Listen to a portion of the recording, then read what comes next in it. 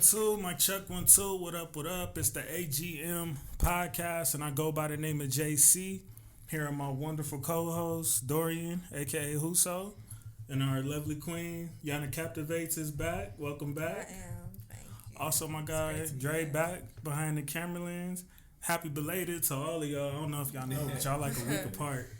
When your birthday, Dre? The 3rd? Oh, shit. I didn't even know. And then these niggas back to back. Yeah, on them. 22nd. 21st. Oh, shit. Man, that's crazy. You on Cancer over here? Nah, Gemini, Cancer, don't play me. You a Gemini, too. No, you July 3rd? Oh, I'm sorry. You July 3rd? Yes. I thought it was June. Don't play me. The fuck? Do not play me. And don't be hating on Geminis, because we cool ass shit. So the end of June is still Gemini. And then Cancer started in July. Take over like June the whole 21st July. is literally when it like changes in some calendars. Yeah, like, that's why I'm on the cusp. Like so I'm a Gemini Cancer. The cusp is between June 21st and June 22nd. And That's what I was wondering. So you on the cusp too. So we both the same. We Gemini Cancers. Yeah, you can't be a Gemini Cancer. Yes, we can. Shut the fuck up. You don't know nothing about that. Shows you don't know nothing about the cusp. You don't know nothing about the cusp. Yeah, nah. And you want to educate them about the cusp? Because I can't.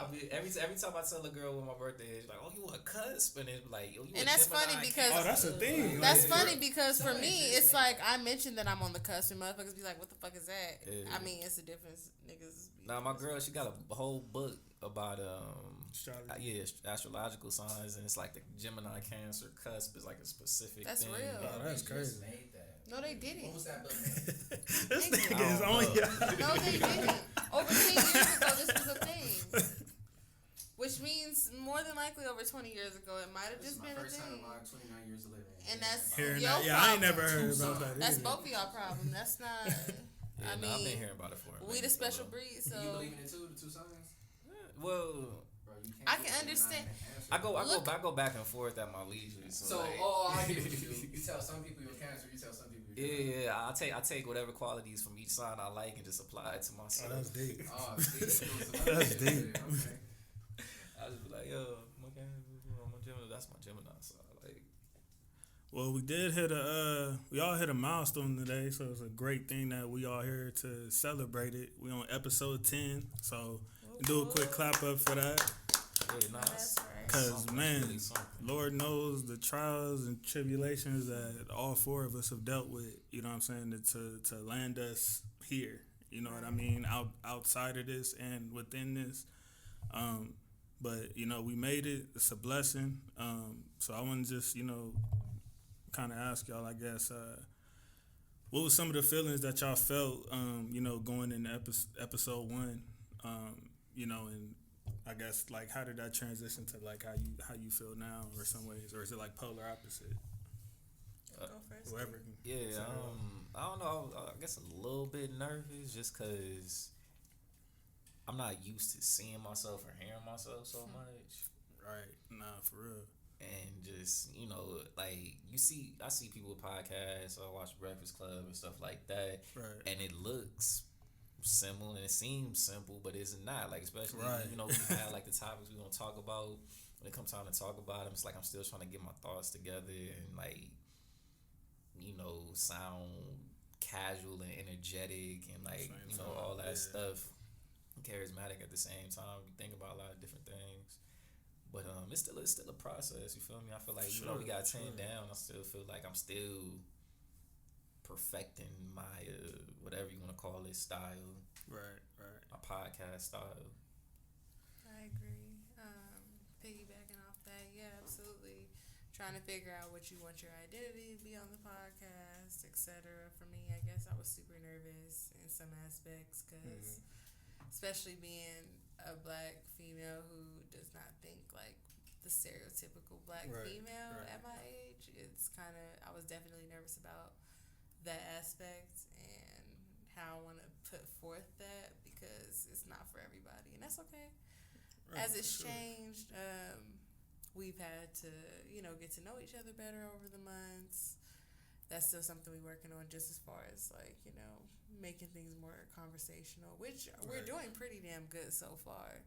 You would think we would hang out, but we don't. Like, we do our own thing, but ultimately it's like just that more cohesion that I'm looking for later that's coming is pretty. It's pretty cool to look towards, but overall, I think we've come a long way, and it's definitely a difference. We go in debate, we go in topics we go in depth, and I think we've been doing an excellent job, and we're only gonna keep getting better. For sure, and I mean, I could say for me, obviously, I was incredibly nervous. I mean, I've had people over the years that have always suggested to me to do some sort of podcast with my knowledge of the culture, from hip hop to old shows, whatever. You know what I'm saying? I'm damn near like an encyclopedia when it comes to that stuff, and I'm still learning. You know what I mean? I'm always on a search and on growth to just find out what we derive from. So all of that being said, for some reason when somebody came to me with the idea, it was just I didn't even think about it. It was man, let's do it. And we did the steps that we needed to do, and it landed us into place. And I mean, y'all can go back to episode 1. I was obviously extremely nervous. You can see the big difference between that episode and now. But even on episode 1, I feel even though we all started off kind of nervous and kind of to ourselves, I feel like probably by the time the middle of that episode came, we forgot these microphones was even in front of us. You know what I mean? So we have a natural rapport that works for what we're doing in general. So and I knew from there our our chemistry was gonna be on point. Most importantly, thank you to everybody that's been tuning in, that's been sharing it, that's been tweeting it, whatever. You know what I'm saying? All the promotion that we got, we appreciate all of y'all. And I know on the surface it seems like it's just episode 10, but if y'all knew the things that we survived and went through and tribulations that we went past just to get to this point, it feels like we on episode 100. So it's only episode 10 for real. Right, no, for real. So it's a blessing, man, and we gonna keep striving to get to episode 100. You know what I mean? So for now, just continue to like, comment, subscribe, and share all of that good stuff, man. So we can just continue doing this, man. Because this is like our kind of like our version of barbershop or beauty salon talk. You know what I mean? And that's the vibe we want to keep. Just be open and discuss, have healthy debate. It's a safe space. You know what I mean? That being said, man. It seems like, man, every week I gotta say this, man. But rest in peace to the legendary Biz Markie, man. I couldn't go this episode without acknowledging that. He's just been too vital in the in our culture.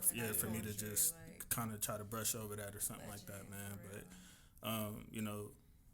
obviously we all know him for the beatboxing. I don't care what age or if you know his music or whatever. That's what we know him from. Just a friend. If you don't know him, you know that. Right. You know what I mean? I won't say he put Big Daddy Kane on, but he was on before Big Daddy Kane. And Big Daddy Kane used to ghostwrite for him. I think, if I'm not mistaken, Big Daddy Kane wrote the Vapors for him. Got the Vapors. See, I'm a hip hop junkie, bro. I thirst for information like that. I didn't even know that. So, I do know I remember I remember that song he had with Will and Slick Rick. You know what I'm saying? And I know Will was talking about how they came up together because they was all part of the same era. Right. If you seen LL, how he was pretty much in tears talking about it just shows the impact that he's had, on the culture at that point in time that lived on 30-some years later. That was a beautiful era of hip hop too, that late 80s, early 90s. That was storytelling, bury your heart on a sleeve type of era. And it seems like he's been relevant in every decade since. You know what I mean? He's always been known for something, or he's always been a presence in hip hop. Absolutely. For sure. So rest in peace, Biz Markie, and obviously prayers out to his family. Absolutely. All right, let's get it going, man. Apparently, the CDC taking over for the 2020 and 2021. I know y'all seen that foolishness, right?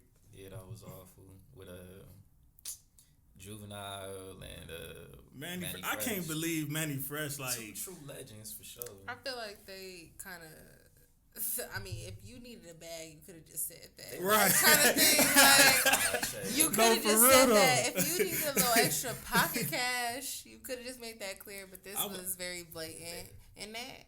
I was looking at the video and I was just.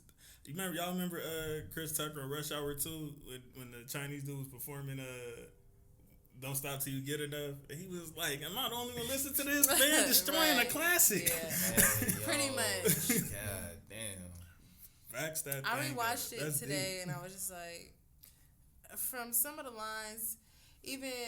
You a handsome young brother. Yeah, that part. And I was like, okay.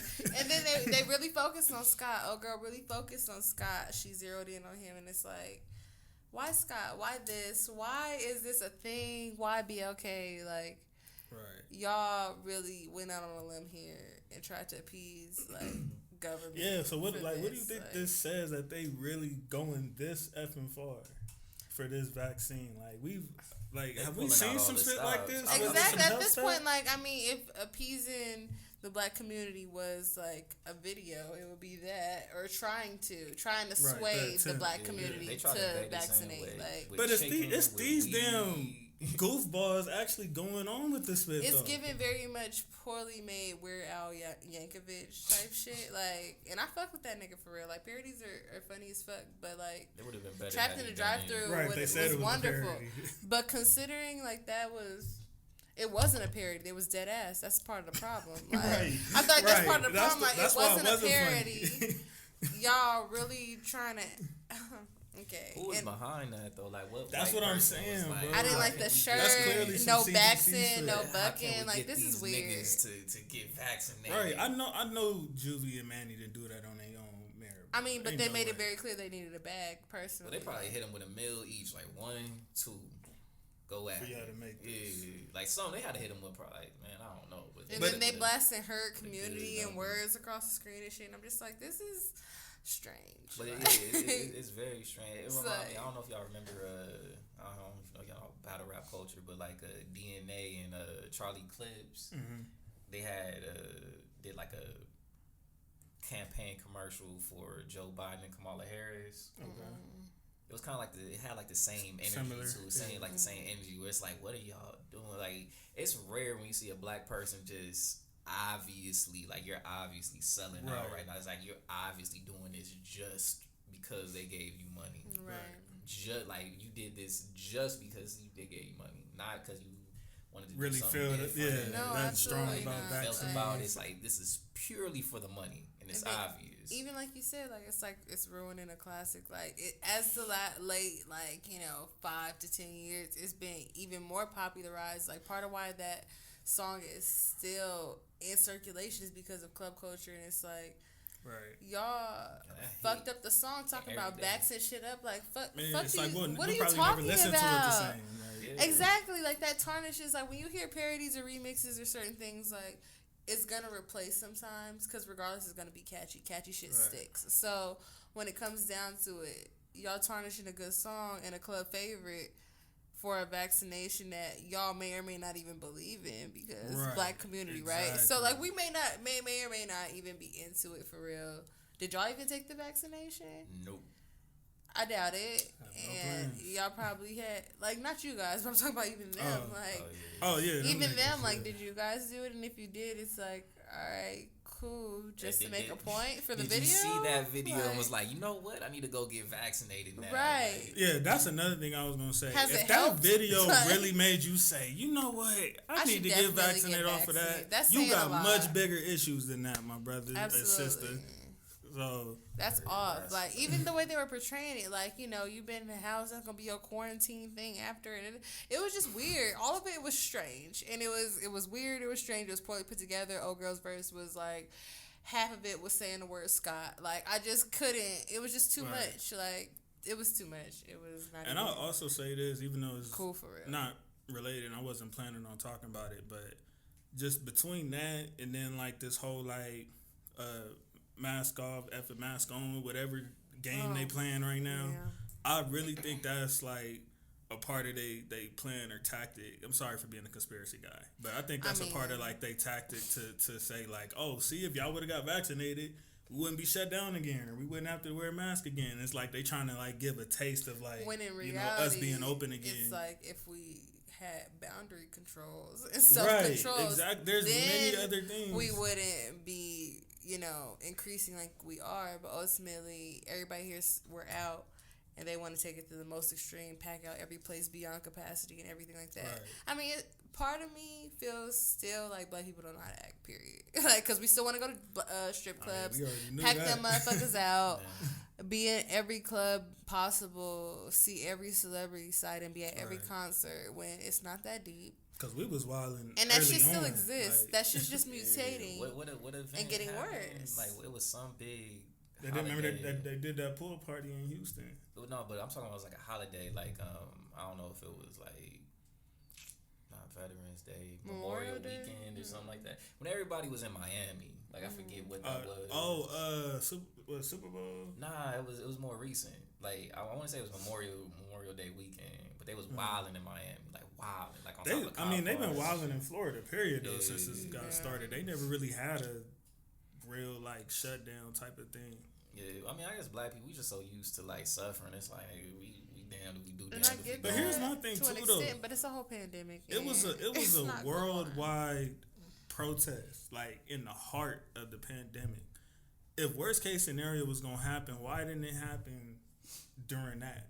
A lot of niggas wasn't wearing masks, and it wasn't just black people. It was everybody, and it wasn't just America. It was the entire world. Everybody was protesting around the George Floyd thing, and everybody was literally doing the exact opposite of what they said we weren't supposed to be doing at that time. So if worst case scenario was supposed to happen, like why didn't it happen around that time? Well, how many people are going to document it though? That too. Personally, personally, like how many protesters was like, yeah, I got COVID, or even wanted to get out of find out you had it somehow, but get out of denial of the fact that it could have possibly happened during the protest. Because don't forget, people are like that. That's too. Like, no, it couldn't have possibly happened when I was protesting around hundreds of people. It had to have been like at the grocery store when I picked up this random item that somebody else picked up. But I do like jujitsu and shit, and that's like you all up in people's faces like all the time. Whole bunch of people, big ass room, nobody wearing a mask. So it's like, and you was doing it at that. At that time, nobody getting sick. So I don't know, man. It's hard. Really, I feel like it affects. Hey, I'm sorry, y'all, that we had to be those guys and women, but hey, we keep it real here. You know what I'm saying? These are the type of talks we have. It is what it is. But, you know. And for me, I feel like it's still kind of hard. Like I said before, like I'll say again, mom's in the medical field. So, like, we seeing this shit mutate. This is only the second time it's mutated. Knowing that viruses do mutate, knowing we've seen the flu mutate, why would the fuck would we ignore the fact that this is a possibility for something like COVID, period? It's still alive and well. People still need to protect themselves, vaccination or not. Vaccination is not a cure-all. That does not make you impervious to the virus. And just because you're vaccinated, you can still get COVID. Like, make that very clear, because people feel like that's a big misunderstanding as well. And just for the record, I wasn't saying the virus is fake or anything. Oh, no, this is coming from somebody who had COVID himself and dealt with a very close death of somebody who passed away from COVID. Absolutely. So that's not what I'm saying. I'm just talking about all the other bullshit that could be surrounding it. It's not mutually exclusive. Absolutely. That's all I'm saying. Yeah, no, absolutely. I just feel like outside of you, just people in general, even with going out, like they get a vaccine, don't know little to much about it at all. They'll get it to say they got it and be like, I'm safe, I'm immune. Like, no, baby. And that's my problem with it. I feel like they're trying to push that message though. Like, as long as you get vaccinated, you'll be fine. So everybody go get vaccinated. With that herd immunity, and I feel like that's a dangerous oh. precedent, because everybody's body is different. Everybody got different ages. Everybody got different stuff they deal with.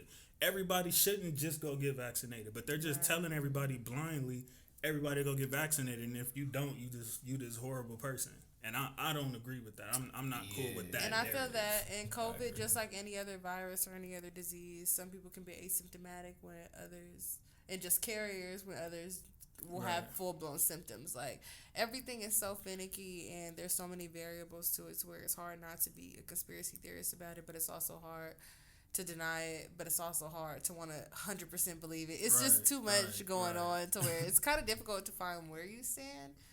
But, I mean, something is out there, so I'm not going to say that shit doesn't exist. My mom being in the medical field, like, she works with mostly COVID patients. You see this shit exists. It exists. Like, the variables. It's just a matter of protect yourself. Do what you know what I'm gotta saying? do. The vaccine and the mask is not the only two things that No. you should be quote unquote doing to protect yourself. There's a Build million your other things immunity. you can Do do. plenty of to natural separate things, everything. plenty of other things like to go about that. Right. All right. So I think his name's Indian Red Boy. I'm gonna start off saying rest in peace.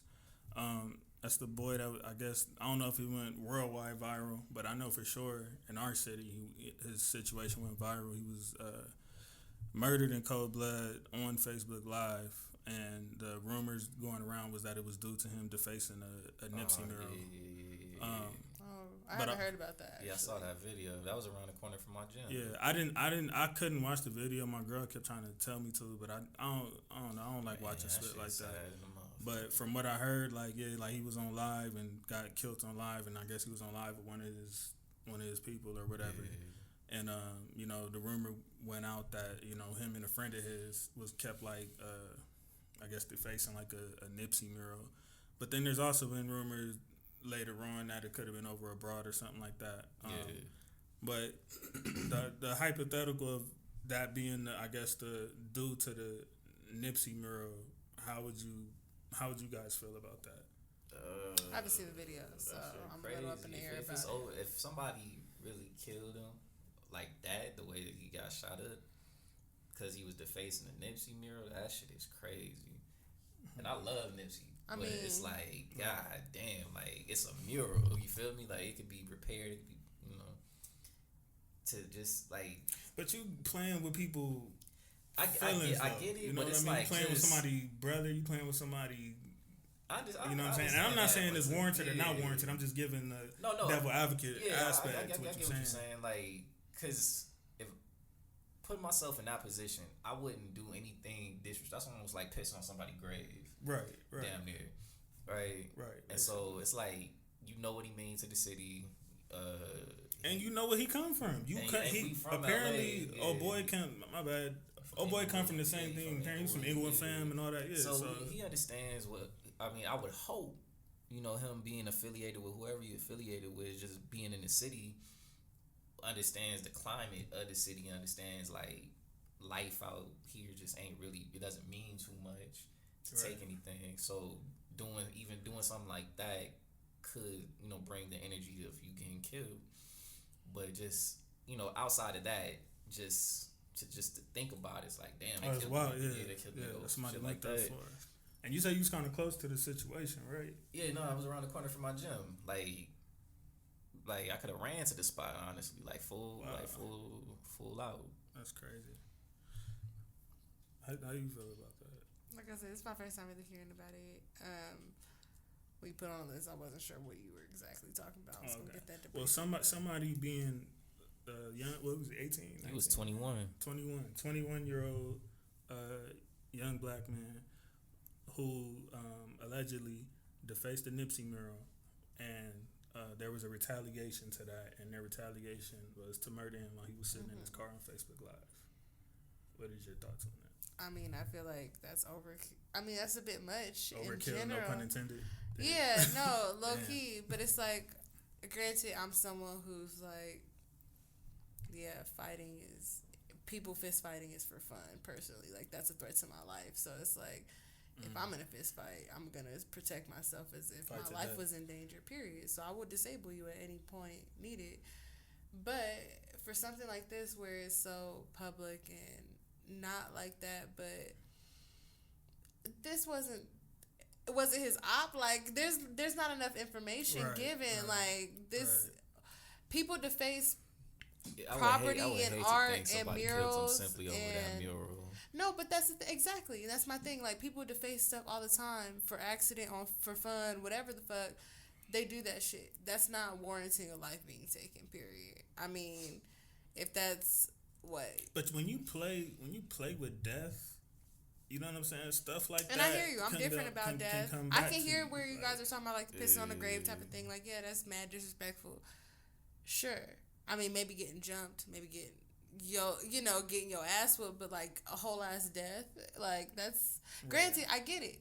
That's different in certain areas. And I'm not saying he deserved it. I'm just giving y'all. I get that. The No, other I'm saying that. I aspect, get that. I get that. Because Nipsey perspective. wasn't my personal like. And I get family that perspective. Member, you feel me? So I would never personally kill somebody over that. I'm different about things. I did not know that man personally, nor did he influence me firsthand. Right. He's a great individual, but I feel like it was just a bit much. Personally, for the little information I have, it sounds like it was a bit much. Should he have done it? Sure. I mean, like, no, obviously not. Like, nobody should technically deface anything that's meant or attributed to anybody else, good or bad, which could be controversial because, like, Confederate soldier statues get defaced. So it's like, that could be debatable. However, when it comes down to it, I mean, a whole life, people take life so lightly, even with just regular shootouts and stuff. Like, people just take playing with guns and shit so lightly to where I don't even think they get the gravity of what they were doing. Like, they probably was trying to kill him. Maybe, or maybe they were just trying to scare him, or maybe they were just trying to wound him. Nah, they were shooting to kill for sure. They walked up on him. For sure. Okay, well, yeah, then that's that. People, like I said before, and I'll say it again, the black community has been so accustomed with gunplay being something that's so normalized that, to me, I don't get it. Fighting should not, isn't for me normalized. Like, that's a threat on my life. Gunplay is even more serious. Like, why? That's obviously a weapon that can end lives. We playing with knives and shit, that's a whole different weapon that can end lives in different ways. Like, regardless, lives can be lost, and we just act like that's not a thing sometimes. And it's a lot more lighthearted than it is. And I get that because of, upbringings and different people that you are connected with and gangs and all that. I get that. They have to have that mentality of life doesn't mean much of anything, but doesn't make it right. I look at it from two different perspectives. You got the me being human aspect to where it's like I look at it and I'm like, obviously that's not worth taking on life. Right. You know what I mean? Just me naturally being a human being, especially somebody that young, we can imagine the stupid things we've done when we 18, 19, 21. Right. Like, come on now. You know what I'm saying? So that's my immediate human being reaction. Now, my reaction of coming up in that sort of environment is that there's people who've been killed for much less. Absolutely. You know what I mean? So, and when you it's like D said, like when you in that playground, you know how it go. And if you doing shit like that, you got to be on your P's and Q's. Like you should already be aware. Now, should he have been more protective of himself, knowing what the fuck he was doing? He knew what he was doing. Period. And who you playing with? Like Nip enemies probably cried when he passed away. You know what I mean? This is somebody who, like, I don't think we've ever, not even Tupac, I don't think anybody's ever gotten that type of reception passing away in L.A. You know what I'm saying? To where they have a whole vigil, to where they even going into enemies' neighborhoods, and you know what I mean? And then, again, from his immediate family aspect, it's easy for us to say, like, oh, yeah, that ain't worth that, or whoop-de-whoop.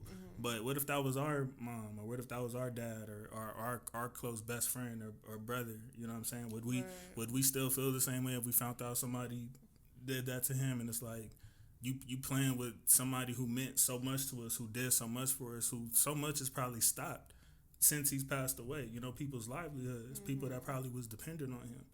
You know what I mean? So, again, I hate to take this, this take or whatever, but I see both sides of it, just from, like I said, me being a human and me also growing up in that sort of environment.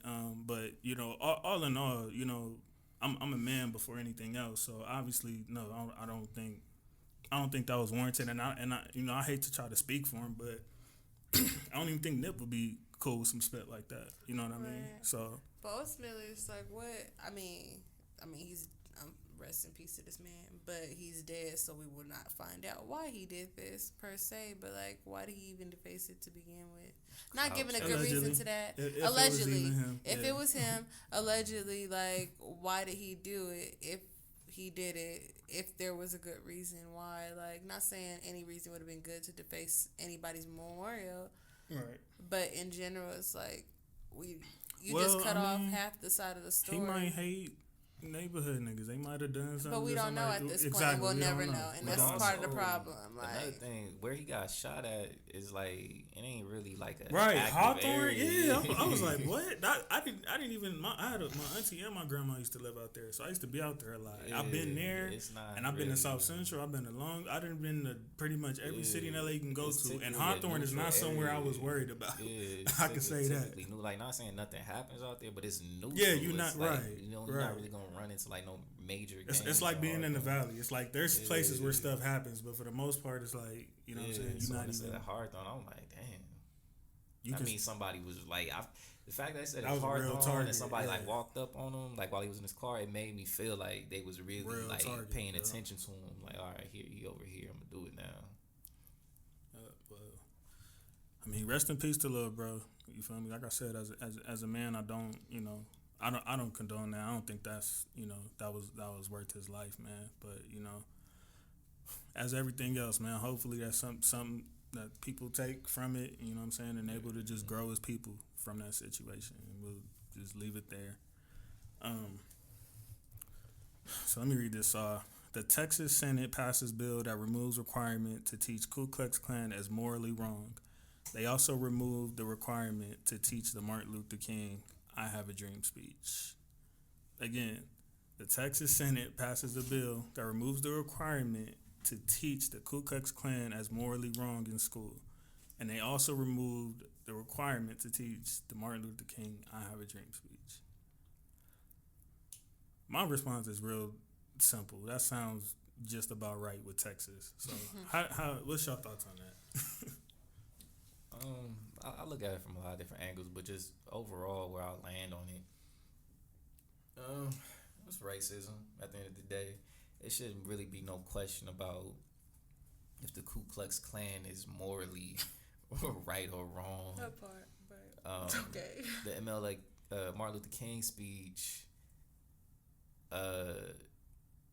I don't feel like they have to teach it, but I don't even know why that's even like part of the Broad Right. the language. That's of the it. part that has me like, what? Like, Yeah. why That's are y'all probably the adding more that? inclusive part Yeah, of and I heard, like, Black they were history moving, like, that can make sense. What would it, like some parts of, like women's suffrage. You don't gotta talk about like Susan B. Anthony. Right. You don't gotta talk about Cesar Chavez and things like that.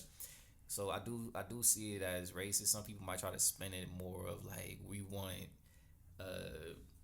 national cohesion and we don't want to confuse the children about Children become adults. Fuck all that. about I don't the- give a fuck about but it's none of like, that. Like, you'll never go to, let's say, Germany and hear them say, well, the Nazis they weren't morally wrong. Like in Germany, they Right. teach them about, this was the worst thing. Hitler was the worst person. It wasn't like he was just doing what he had to do for the country. It was like, Right. nah, this was horrible. And what's the old cliche saying? If you don't know your history, Yeah. don't repeat it. And it looks a lot like what they're but we know it attempting is to still do. repeated, and that's the Factual. problem. And you don't ever want to make the mistake of making it seem like the Ku Klux Klan is like something that's okay. right. Or to even be just a a part passing of, right? phase. And just even like them just saying that is disrespectful. So it's just like, just to simplify it, it's racist.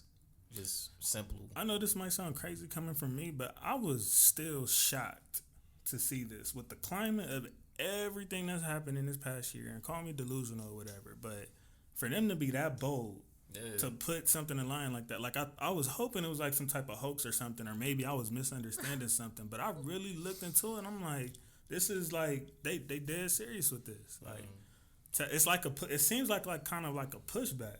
It's I don't know what the overall like intention or motivation is, but critical race theory is like a major thing that's popular in like politics and the media right now. And Right. they don't want to teach it to children because they feel like it might confuse them or politicize them against America, against the United States of America. Against white people, bro. Yeah, basically Just keep against it white 100, people. bro. That's what it is. White They guilt, don't. They white know Ku shame, Klux Klan is all associated that. with white people, Right, and they're trying to, Yeah. I guess, do the whole, all white people aren't bad, and that's their. I don't know why there's not other ways they can't say that. Oh, But yeah. that's supposed to be their way of I trying guess to say I'll that. bring it up now. Like I was saying before we started, when I was like 13 years old. I was going to the continuation school at Crossroads. Mm-hmm. My history teacher had a mock slave auction for us. So half the students were slaves, half the students were slave owners, and he literally had us buying and selling our classmates. And what was the gist of that? Did he say, or do you remember? Yeah. And so his perspective on slavery was it was just an economic reality of the time. It wasn't that they were bad people. It wasn't even that they were doing a bad thing. It's just that they were doing what was the custom. It wasn't a human rights issue. Exactly. And that's a problem. It was just purely economical. Was his perspective. Hey, if he did that and tried that in 2021, y'all parents would have been able to sue the living spit out that nigga. Y'all would have been living good. It was just like it was weird, and we did it. I thought it was weird back then. Like at 13, I was like, shit, strange. Did no parent press them about it? Is that not? Well, no, we was in a continuation school, so it was like they. Oh, y'all was already bad kids. Yeah, they wasn't even. Oh, that's about That's roughed up. They didn't care about it. Like you deserve this. That's deep. Y'all slaves anyway. Like who chose? Who was who? Okay. Yeah, no, it was the teacher. The teacher chose. It was kind of funny. See. And that says a lot. You're fired. No, I'm just kidding. Right, for real. What the fuck was that? Like, come on now, get it together. But yeah, but that kind of makes me feel like it's that same thing because white people.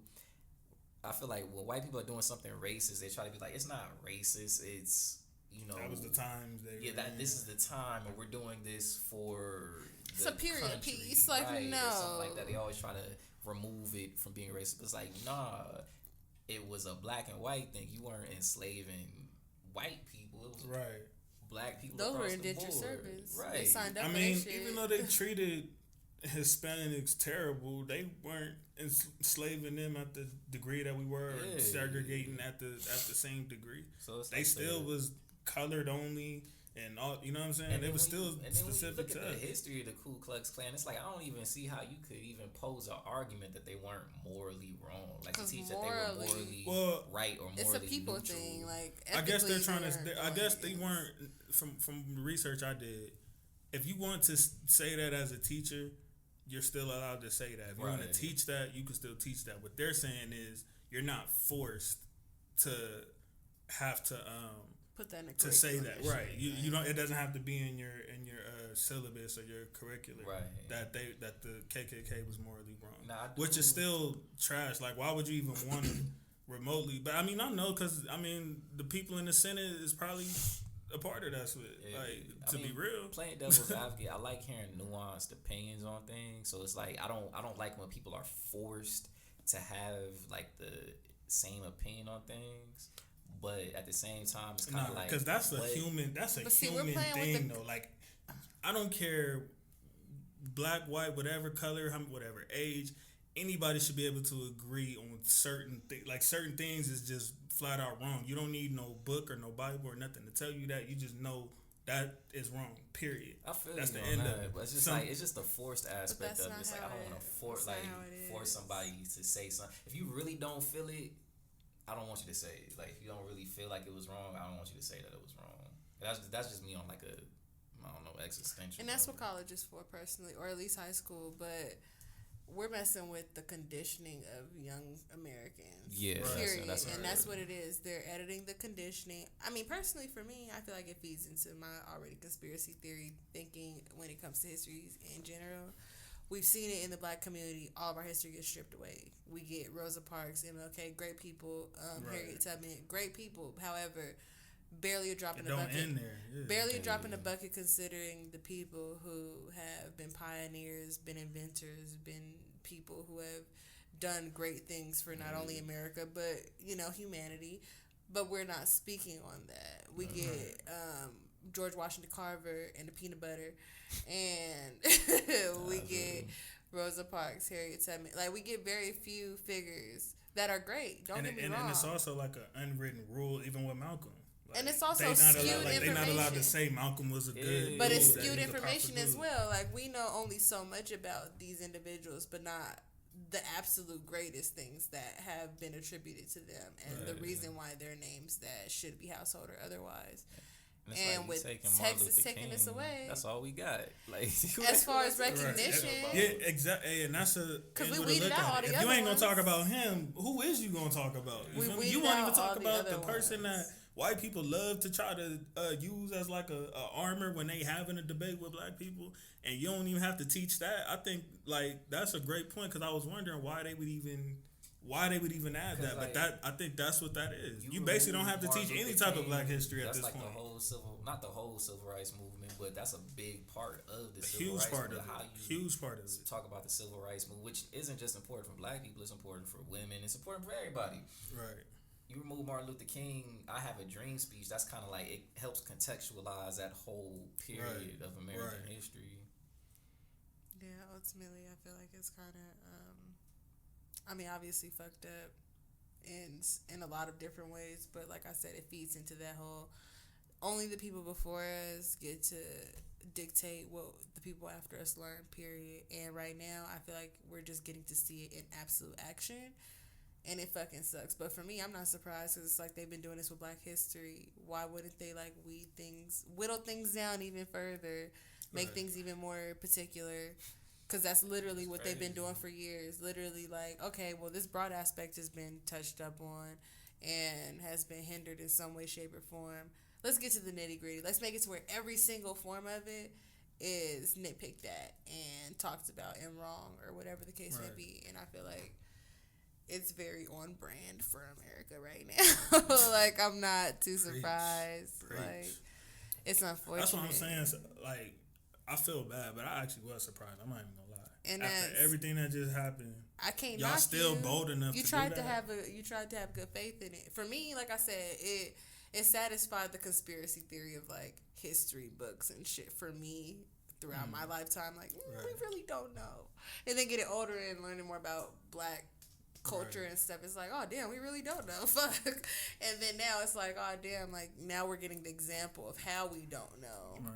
Because of shit like this that is enacted far in decades before our existence or whatever. And it's like, this is how it starts. This is how the seclusion or inclusion of certain information gets passed on moving forward. Like, it makes me consider, like, we're going through a pandemic. This is going to be in history books, bro. How is it going to be shaped and mispresented? And how is it going to be talked about? Because it's never going to be how it was, period. Right. And I hate to preach to the choir, but this just shows even more so how we really need our own like schools and that part. That's a major part. And for myself, I was raised in Christian school, so it's like I was on a Christian curriculum. For me, Charles Darwin evolution was a very small paragraph, meaning 5 to 7 sentences for real. On these people and topics. It wasn't until high school, and I'm an independent study that's public, and it's like, oh shit, evolution. Like, oh, this is what it's about. Like, oh, this is what Charles Darwin's about.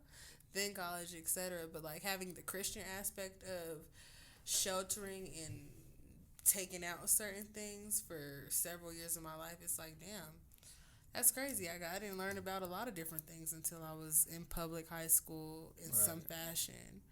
Yeah, but that's a big, like you said, like letting your oppressor teach your children.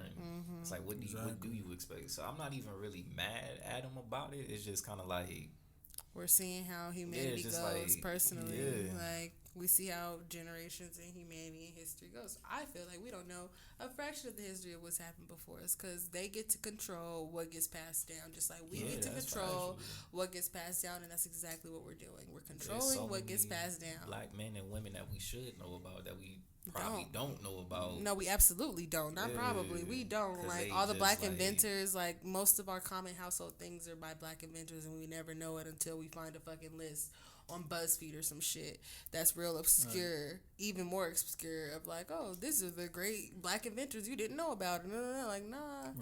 Nah. Like,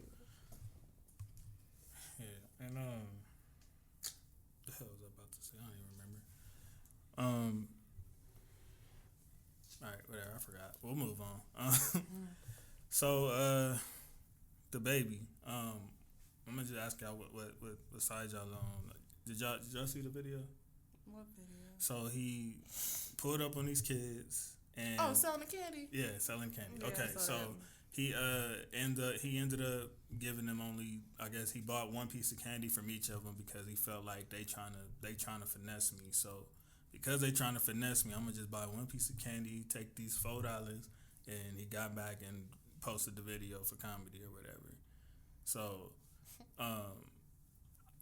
this is another topic where I'm kind of like, I understand both sides, because I mean, on one side I'm like yeah, I mean, I get it. They tried to finesse you, whatever. But then at the same time, it's like y'all niggas go to these clubs with strippers and shit and be throwing 10, 20 bands like it's nothing. Y'all don't mind flying these bras out for nothing. You know what I'm saying? For nothing but they presence sometimes. Like y'all, you know what I'm saying? Y'all love like doing dumb shit. Y'all be throwing y'all money in trash cans and toilets and all kind of shit. So it's like, but then when it come to these little kids asking for $200 and you already done pulled out hella stacks in their face, it's like, I don't know. It's like now you got some moral code. I didn't like that part. You still flaunting, and it was the matter of. I mean, it was like he doubled down and kind of like added insult to injury in some sense. From the other aspect of like, see, if y'all didn't try to finesse me, I would have blessed y'all regardless. Ended up not blessing. Yeah, and you can easily say that after the fact. I mean, you can. Like, oh but yeah, it's like oh yeah, I was going to do this, but you did it. You know what I'm saying? And like people could say that after the fact, but it's like absolutely. But it's the pulling out the money wasn't cool for sure. I saw both sides of it as far as like, oh damn, he could have gave him something, but at the same time, he did teach him a critical lesson. Don't try to finesse on people. Don't try to be a scammer. But that's the time to teach somebody a lesson with all the money you blow and all the bullshit you blow it on. That's when you want to put on the lesson. But it also gave a lesson in integrity. I did feel that aspect of it because those kids talk about $200 for however many pieces of candy. Regardless, if it was $2 a piece, $1 a piece, it did not add up, and y'all probably should have aimed a little lower. Or should have presented it like, oh, he had a whole bunch of money in his hand right in front of his kids. Can you donate a little extra or something? But it's about, I get to an extent, in the era of ballers and scammers and drug dealers, they used to that fast shit. Integrity is lacking in a lot of different ways. Right, but why are you picking and choosing when to, I guess, correct that integrity on somebody else's behalf? You gonna use some young black kids who's doing the same shit you said you was doing? This is in strip clubs and stuff that they blowing their money. Not saying it's good or bad, but saying it's not on the street where they picking up females. Like, oh yeah, I'm gonna fly you out and hook you up and They do that too. I mean, but it's they not do as they do both. I mean, whether they do it or not, you might not. You might know. IG models make a career out of that spit. I personally know some. And you know, you're personally one who knows. I'm not one who knows. Just like a lot of people aren't people who personally know. So I'm saying that from the outside looking in, I wouldn't know or even, not necessarily even consider, but my first thought wouldn't be, oh yeah, they doing this to just every cute or fine girl they see on the street. Personally, but you don't see rappers in general doing all of those things I just named. No, and I hear you. And I get where he could have, for sure. Like I said, I feel like he could have broke them off more than just paying for 1-2 pieces of candy. Absolutely. Minimum, he could have gave them like 50 each to go towards their cause. Personally, but I'm somebody who I would have rather him just walked away and not gave them spit than to give them $2 each. Like that's so disrespectful. He didn't have to do that. He should have been like, oh man, y'all trying to finesse I'm cool. Yeah, exactly. Like he could at least just been, I'm cool. You gonna literally have a whole stack of money in your hand right in front of him and count out $2. Said, like we saying. Ultimately, he shouldn't have had his stack out. That's what rappers and people, celebrities do in general. Be ready to flex. Like, oh, I got all this money. That was a fucked up and you thing. Already recording them for your good deeds. So you're trying to get your publicity off of it. That's why I was recording in the first place. I want to, like, defend the children, though. Like, was they really trying to finesse him? Or because, like, I only saw the video once behind you, but when he said how much for the whole box, and he was like, 200. Like, it wasn't like, it's worth 200. It's just like, if you want to take the whole box, 200. I'll give it to you for 200, like kind of like that, cause it's. I mean, playing just throwing shit out there. Yeah, just like 200. You take it 200, maybe. Like you feel me? I didn't think it was like, man, I'm about to. And get that's the when baby. you get some more ground. Oh, what that say on the box? That ain't 200. I feel like it was kind of like 200, bro. How much is your bills every month, bro? Are you kidding me? You probably got like 3-4 zeros on that. I didn't think they was trying to finesse DaBaby out of the 200. I think they was just trying to, it's like, oh, you DaBaby, we think you got it like that. Feel like you trying to, do something cool. How much for the box? Right. 200. All right, cool. Yeah, I got that. Boom. That's how I felt. That's how I felt. That's how they thought it was. That's how it played out in their head. That's how I thought like they was going about it. I could see that. I didn't think it was like automatically like But I can play out like it ain't like they said, nigga, we want the whole band, or we said like we want a rack or so like that. I would have been like, okay, yeah, y'all just being greedy. Give us 2 rap. He was trying to be light to see that whole stack and be like, oh yeah, 200. Like, see, I'm torn. Being somebody who but I don't know, has a hard time asking for money in general, I couldn't be in a position in general selling candy. I can barely sell I sold candy, I so can barely I get sell it. my paintings right now at 24 years old, so I can't speak on that. But ultimately, I am torn because I feel where they're coming from, and I feel where DaBaby was coming from as far as lessons and shit. In our community, it's not finessing and getting by fast is kind of part of the game half the time. Let's be real, it is. It is. And I feel like not like that off face value. It's not hard to see. It's about to sound real fucking bad, but it's not hard to see certain projections for certain kids. I can see those kids potentially. I don't know those kids. I don't know shit about those kids. But off face value, just like any other white person or any other motherfucker would see on the street, is a kid that could potentially turn to gangs later or could potentially sell drugs later, just like any black person or any person could. So why humiliate them? But listen, but with any person deserves that lesson of like, all right, well, you probably shouldn't try to finesse on people. Even if you weren't trying but to. I'm not even saying DaBaby was wrong for the lesson he was trying to teach. I'm just saying, but that's me. Why are you choosing this time to teach that lesson with these young black kids? He shouldn't have had to publicize it. He didn't have to make it go viral. He didn't have to embarrass them in such a way. Absolutely not. He could have broke them off more than $4. You don't think he could have gave them the lesson and still gave them 200? Absolutely. Yeah. Absolutely. I'm not saying that he couldn't have. Nobody do it. But I can't exactly. I can't knock how DaBaby felt about it. That's where I land all the way. I can't knock where the kids felt about it. Ultimately, me. I know that personally, I'm a type of person where I'll downsell some shit on some knowing its worth and will downplay it. So as a kid, asking $200 for a box of candy, whether or not you know it's worth $200, myself, I would have probably said $50 because I'm trying to be humble and modest for myself personally. How my brain works. My brain works like I'll give you a painting that's probably worth $25 for like $10, just because like. Yeah, I know my worth is like $50 to $150 paintings, but ultimately I do this shit because I live and breathe this shit. So I don't mind giving it away for $10, $20. But that's a different perspective. I'm gonna tell you something I seen based on what you just said of like, oh, we can't tell nobody what to do with their money or whatever. That's something I seen from a young woman I follow. She said it really like, but with that situation, it really seems like black people can't wait to get wealth just to spit on other black people. That's fair. And that really like it is like the epitome of that because his goal wasn't to like, oh, I'm trying to teach them a critical lesson. If you look at the video, he got in that he was smiling and laughing and just like oh yeah, they tried to finesse me. Nigga, they're trying to finesse you for $200, bro. Yeah, like, really? They sell their candy. Right. You know what I'm saying? And it's like when black people get money, most of the time, like 90% of our money goes to like trying to impress other black people that don't even probably have as much as you do. But that's like what the goal is, and that's what get tiring. And that's my thing. Like I said, these IG models that made a career out of finessing rappers and athletes.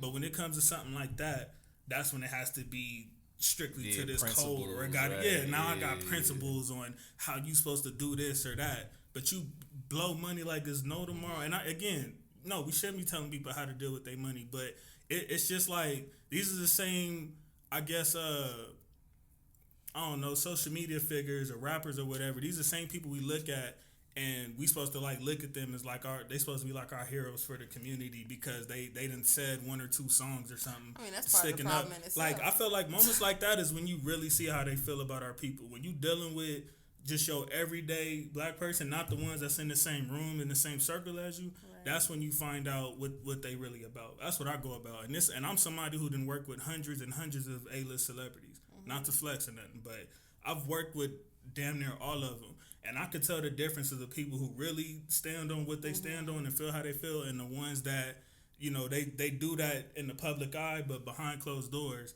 They'll do spit like what DaBaby did, but he probably really thought like some people are on his side, but he probably really thought like there was no angle that somebody was gonna see something wrong with what he did And, after like, spitting on them kids like that.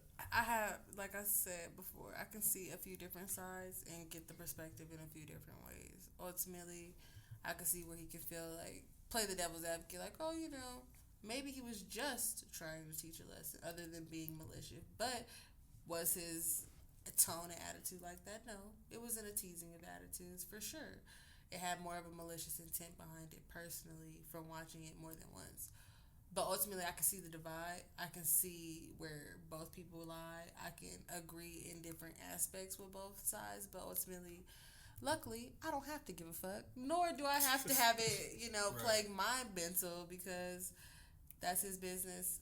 And that's pretty much like, I'm just my standpoint in answering to it general. because we, you know, No, we and I having a get topic why. about it. I I'm not get saying why I'm we losing talk sleep about over it. it, but I know that, that's but I'm what I just stand saying on that. personally, like, you know, I haven't put too much weight other than like, yeah, that is a very controversial thought that can have both sides be played in different aspects, Right. which is hard. It's hard to pick a side for something like that, personally, especially because stuff does start with foundation. Stuff does start with kids, so I can see certain things. Was that the time? No, probably not. Was that the way? Probably not. There's better ways, absolutely. But that is what exactly happened, and you gotta take it for what it is. Can't do shit about it now, and that's my apathetic way of, you know, kind of having that roll off my back. It's not great, but Right. it's Any me. last thoughts on that? And just have more mercy on the children, man. Shit. Right. With their kids. Right. Nah, he said F them kids. Right, he said, "Fuck the kids." Like, that's exactly what he said. All right, man. We gotta. I know I didn't talk my spit on here, D. Man, But we yeah. do have a legend dropping tonight. The Besides, album will be out by the time this episode is out. Kanye is dropping an album named after his mom, which I think is I love that concept alone, because I feel like that was like a turning point to where we seen like a whole nother Kanye. So Yeah, facts. I'm real, like, even though I haven't been into Kanye probably since Twisted Dark Fantasy, I'm really interested in hearing what he got to say on this. Yeah. After everything, you know, from the time I, you know, in 2018 when I started hating the nigga to, you know, me loving him back in 0405 with the consciousness I was getting from him, to the, you know, Life of Pablo fiasco, to him, you know, kind of growing out with Jay, getting closer to Dame. I just feel like he's got a life's worth that he can talk about on this, and I'm real interested to see. Yeah, I mean, what he got to a say. lot has happened since Life of Pablo, and like I feel like even though he has like dropped albums in between Life of Pablo and Donda, I feel like this one is like considered, at least for me, this is like another big Kanye album, as opposed to like Jesus is King, kind of like went under the radar a little bit, and his other releases went under the radar. Right.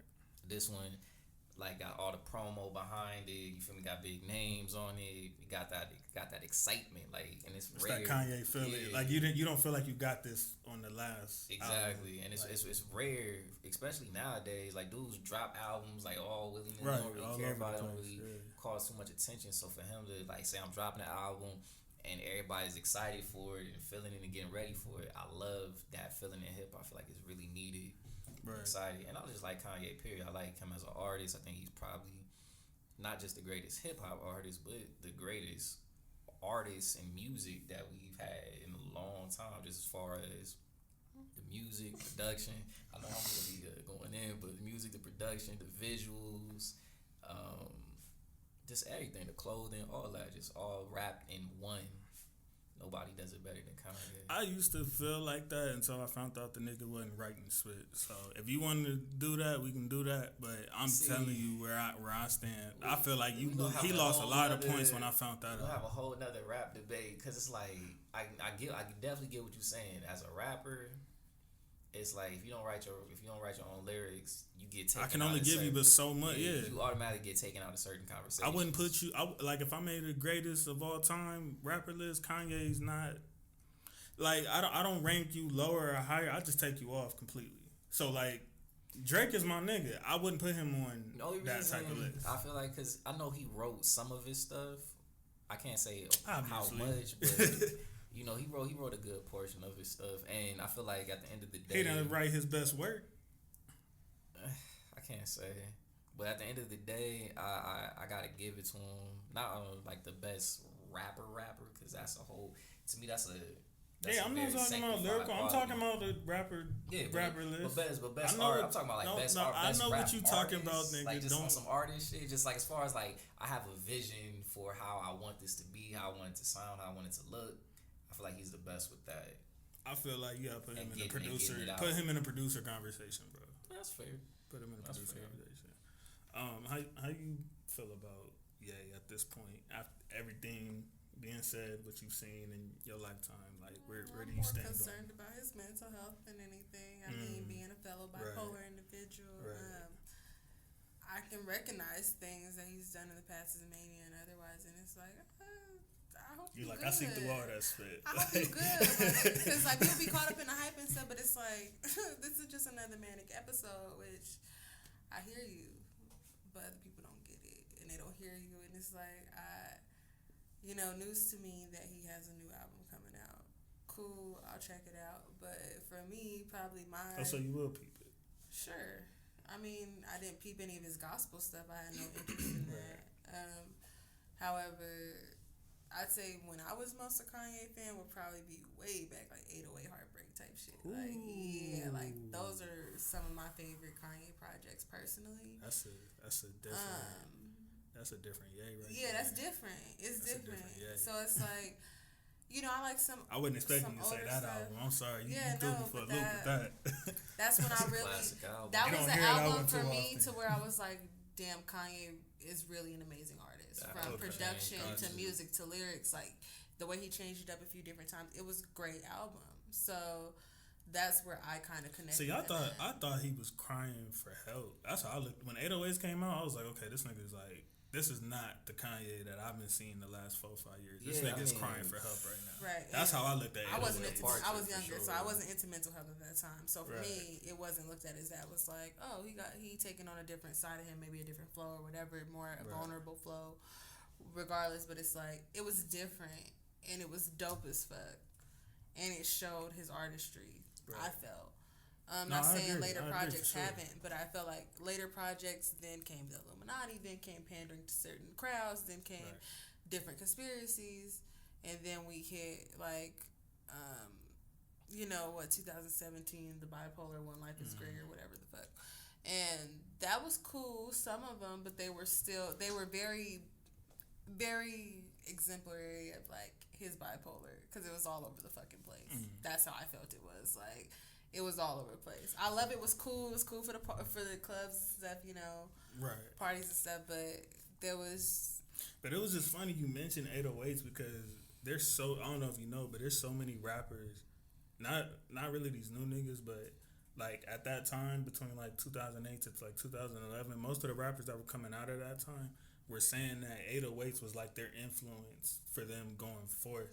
Like a lot of them took a derivative from that album, where I was, like I said, I listened to it, was like, I seen him perform Love Lockdown, and I I was like, oh my gosh, like, what's wrong with this nigga? Like, and they took a lot from it. Was more of a depressive tone of it. It definitely more vulnerable, sadder side that was a little darker, but ultimately, like, and away from his usual consciousness. Right. You know what I'm saying?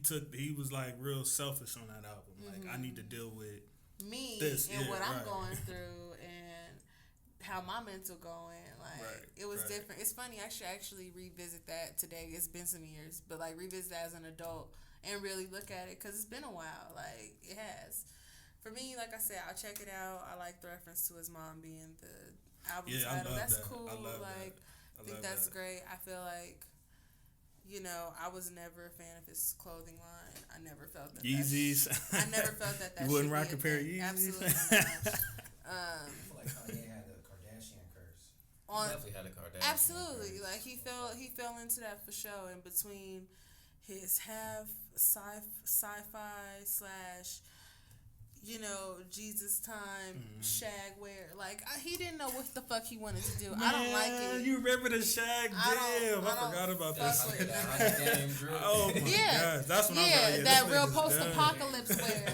That post-apocalyptic, that struggle 2.0. Like, no, that aftermath struggle. I didn't like none of it. I feel like that's, kudos to his creativity. That's his creative outlet, whatever. But like, also representative, personally, of like, oh, you definitely different. Mental illness make you different. And I don't know if this is part of it.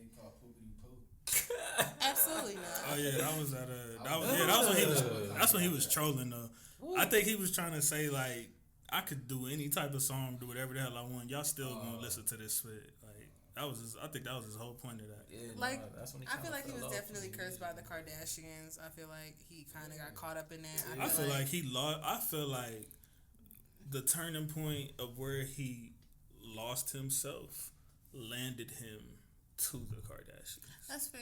And then it just went downhill. He continued to snowball. Right. And but I don't think they're the reason, but I think the issues he didn't deal with, like, because the Kanye that I grew up on wouldn't touch the Kardashian family with a 30-foot pole. Yeah. And it got to be weird as a man to, like,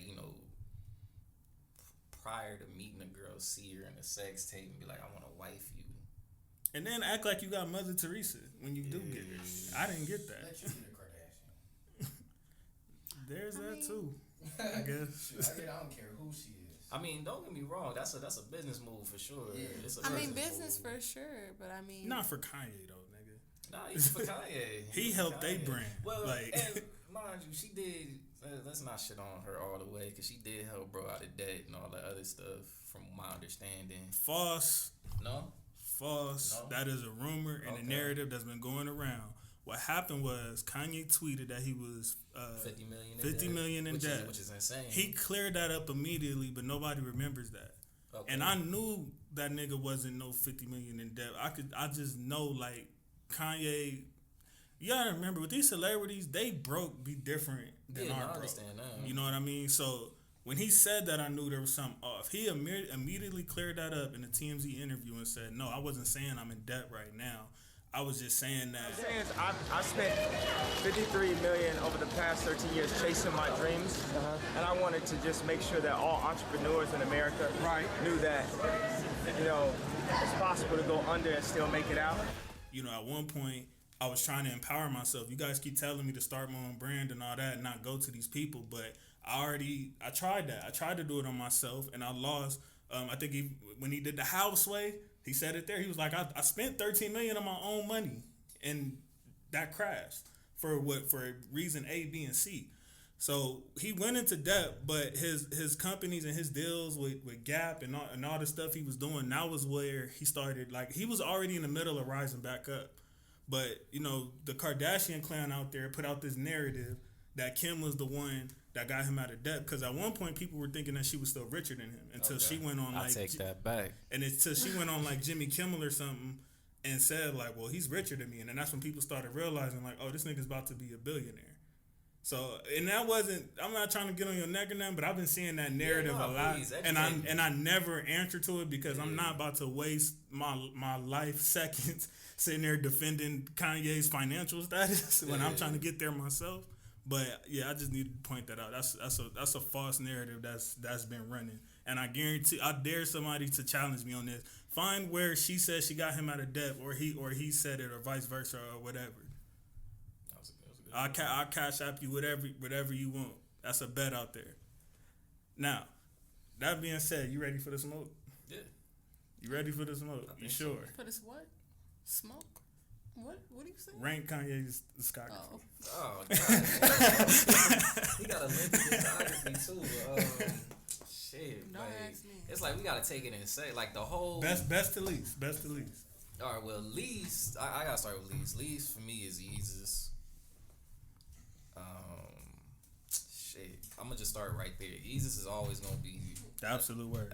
Worst. Why does it seem like Kanye fans been trying to rewrite history and act like that was some type of great? Today I seen a ranking, they had that number 3. I have no idea, but that is like, for me, that's the worst. I get he was trying to do something different and clap it up for him for trying to be different, but that's the worst album. For sure, I agree. The best album. Graduation. I think the album that I enjoyed the most was Late Registration.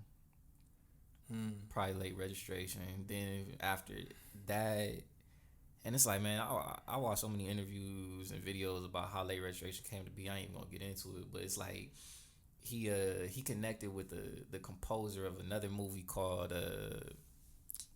what's that shit called? Damn, I'm forgetting it. It's Infinite Sunshine or something like that, or The Spotless Mind. It's another good Jim Carrey movie. But anyway, that album was magical to me. Late Registration. After that, it's College Dropout, and it's Graduate. Hold up, wait. Late Registration, College Dropout, Graduation, shit. But then My Beautiful Twisted Dark Fantasy. I don't even know how I would squeeze that one up in there. See, I used to be like you with that. As far as like late in college is for sure number 2. Yeah, but I think as I got older and as time went by, I have no problem with Dark Twisted Fantasy being number 1. I have no problem. I don't have anybody who want to personally. say that. I would say Late Registration. Yeah. I would say Late Registration for me personally. Number 1 for sure. Yeah. I would say Late Registration number 1, but Dark Twisted. I'm sorry, like even with College Dropout, like, and that could be a fight. That could be a squabble. But I definitely don't see nothing else.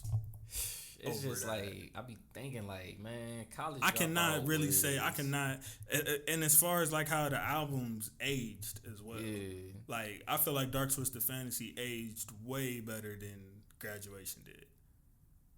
Yeah. I could say that. Yeah. I'll probably put Twisted, like, for me, it's Late Registration, College Dropout, Dark Fantasy, then Graduation. Where you put Pablo? Like, is Pablo in that conversation or not? Yeah, for sure. But Pablo... No, is it in that top 4 conversation? Oh, top 4? Nah, I can't put it in my top 4. For me, it's a fight between 808s and Pablo. Like, between who I can't do it. I can't do it. So, all right, right now, it's Late Registration, College Dropout. I will Dark say Fantasy. I don't think there's any song on Dark Twisted Fantasy that I love as much as Heartless. Okay. I will say that. But they both of those albums have songs that I could listen to right now. Like what was the other one he had with Kid Cudi? Welcome to Heartbreak. Yeah. That I know you know that one, right? I'll probably drop 808s, then Life of Pablo. It's been a while, like I said. 808s, Life of Pablo. Like, there's a That's the few cobwebs off it. Yeah, no, for real. I'm gonna have to. Yeah, there's a few albums in between that I missed. So is that your favorite Kanye album? 808s? College Dropout was great too, though. That's probably up there with Preach. because College Dropout, he didn't. I feel like that was his most informative. Even though Late Registration is our favorite, I feel like College Dropout was like man, when they made us hate ourselves and love like he said some spit on that album. Yeah, that's when he was hanging out with Dead Prez, he was saying. Yeah. Oh, okay. So Watch the Throne fucks with that one. Obviously, that's him and You Jay. gonna count the collaboration? I like the collaboration though. I know the collaboration very well, so I think I can. Oh, okay. So let me do that. Niggas in Paris, all right. I mean, that was the least of my favorite songs for sure. Yeah, that was that. College Dropout was cool. Oh, I forgot Graduation. Late Registration had some great ones. Yeah, it's really mainly the older shit for me because that's what I was most into, like probably up to 2008. And then Watch the Throne, My Beautiful Dark Fantasy. Like, I'm not too familiar with a hell of a whole bunch on those. Do y'all want to see Watch the Throne too? At some point? That would be dope. But I don't know how it would go. Yeah, like, they both changed. They both changed in a lot of different ways. If they bless us with it, I'll be happy and I'll listen. But if it never it's not happens, something that you like, man, I want. If it never happens, I'm cool. It was good for the moment. It was beautiful for the moment. Man, that feeling when Otis came out, Yeah, y'all no, remember that? for real, absolutely. That was a time. The videos and everything like that. Because at that time, like 2008, like maybe 2011, 2012, like me and my sisters were like big on CDs. So we had our CDs we listened to. Watch the Throne was one of them. Like Beyonce had a couple. Okay. We were into like party rock. Beyonce had some spit at that time, didn't she? She did. Don't know how old the fuck. You want to get socked up while on film? That's crazy. Because I'll get up and sock you up with no hesitation. You straight? You want to wait till after? Now or later? Now or later, right? Now or later. You can pick one. All now or later. So. No candy. No candy, my nigga. Now or later. Because it's okay. I got you later. That's fine. I made it for you. I got you later. That's what I kept saying. But I wasn't 10. You sound fucking Bro, you stupid. act like we didn't have consciousness to listen to hip hop at 10, though, nigga. What? I But he was acts like he studying just hip so hop much at older 5, than me. bro. Like, nigga, you not popping. Shut up. Like, you not shit. Shut up. All right, well, for the AGM conclusion dialogue, and it actually kind of ties into something that we was talking about earlier. Do y'all see a difference between prostituting and the women that say you got to spend money on me to have sex with me? Oh shit! Yes, it's a difference. Okay, say that again. Do y'all see a difference between prostituting and a woman like you need to spend this amount of money on me to even be able to mess with me? Oh. No. Okay. Oh, we can get the guys' opinions first, because I mean, I kind of fall in the line of. I feel like there's a strong parallel between the two. Cause what's the, like from a man's perspective, what's the difference between a straight up prostitute, like this is the exchange for services, and saying a woman saying you gotta spend this much to have. To be honest, I think that's worse. What? The other one? Yeah, because it's like, I mean, I'm sure you probably figure you'll get a better quality of a woman, but you spending like way more to do something that you could have just for what you want anyway. You could have just gave that little bread and been done with it. How I feel about versus having to play all these games, act like you like her the whole night, and spend the money. It's do like, the let's whole. just cut out the bullshit. Just cut out all the distractions. And then that's the end of it for the experience. Again, other than it's maybe a higher quality of women aspect per se, but it's like, are you really though? If you're saying you putting a price tag on yourself? Well, I just know, and I've never dealt with this, and I don't really deal with women like that. But the narrative that I see and hear a lot, especially on the internet and just in like a lot of videos I watch, is the way that I hear women communicate. And before I go on, not all women, but what I hear, obviously, you gotta throw that disclaimer. Don't get cancel culture. Right, where I hear a significant or a loud portion of women on the internet speak about their dating with men or getting involved with men, it's very transactional, which is like he gotta have this much, and if he doesn't have this, then I can do bad all by myself, and and if he's not doing this, there was a whole buy me a Birkin. I know you know that talk with the fights you be having. Hey, I'm telling y'all, the Dorian y'all see in this chair is not the same on social media. I'm telling you right now, this is a cold nigga right here, boy. This is a cold nigga right here, boy. Do not fall for this nice guy. He don't give a fuck. Fine. I'll give you a little bit of it. I don't know. I do view it as just straight up prostitution. It's just like what. It's just a transactional thing. It's like you putting a price tag on your pussy. That's really what it is. So is escorting and prostitution the same to you? It kind of depends. Like, what's it talking about? there are women that you could pay for a date. Exactly. You pay for a date. There's no get. Oh, you're talking about like a literal like call dating escort type of. I mean, it's like let's say you're a man that walks in, like, you know, let's say you're invited to a party or something like that. Right. You're invited to a party and you want to impress the people at the party. You could pay for a woman to accompany you to the party. So it's like, oh, he came through with the fine chick. You know, she was impressive, and you know that has a little social currency that raises your social currency. That's definitely different. But you know, depending on how the night go, something kind of. You feel me? Y'all both. But at that point, I feel like that would be on her own. Like, I really am feeling this nigga. Like, yeah. Now to me, that's one thing. Like, right. I feel like that's different. That's one thing. Like being an escort is one thing. Even though you were asking him to answer your question, kind of with another statement, I think it's idiotic, and I'm sorry to tear down strip club culture, but for niggas to throw all of that money at a strip club for something that they usually try. Some strippers go for it. Some of them niggas do be sleeping with some strippers with the do strippers. Be going for it. Yeah, some niggas do be sleeping with the strippers anyway. But I just find it idiotic for them to do all of that. If your sole purpose is having sex with them, you're gonna do all of that but you find like some shame if you go to a prostitute and just pay her and then be done with it. Pussy, but that's what they like to convince themselves. That's the narrative. That's the thing. They like to convince themselves they don't. But you'll throw racks at a stripper. But they pay for pussy. That you're not gonna get that pussy on top of that. But that's what they like.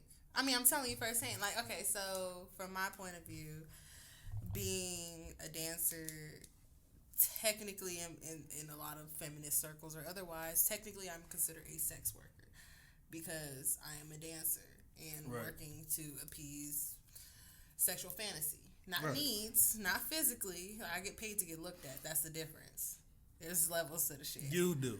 I get paid but there's to a look big at. crowd. There is a lot who go into propositions, who fold into that, and that's how you cross the line of prostitution because paying for sex, period. For me personally, I'm not the type of female who's like, oh, like I've mentioned before, like I don't need a Birkin bag or like Bentleys and BMWs don't fucking impress me. It don't move you the same way. It don't impress me. I'm not impressed by the average female. So like, I don't want any of that shit. Buy me a couple paints that will be under $50 because I be buying like dollar paints because I work with what works. Not being cheap, but I work with what works. And I'm somebody who is logical enough to know that I can have an amazing date in under $50. I can have an amazing date for free. But motherfuckers don't want to do that. They just want to fuck.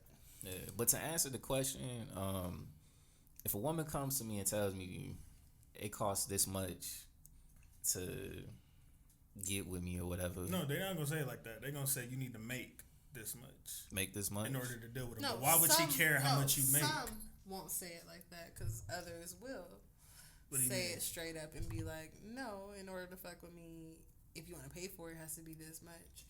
Don't forget.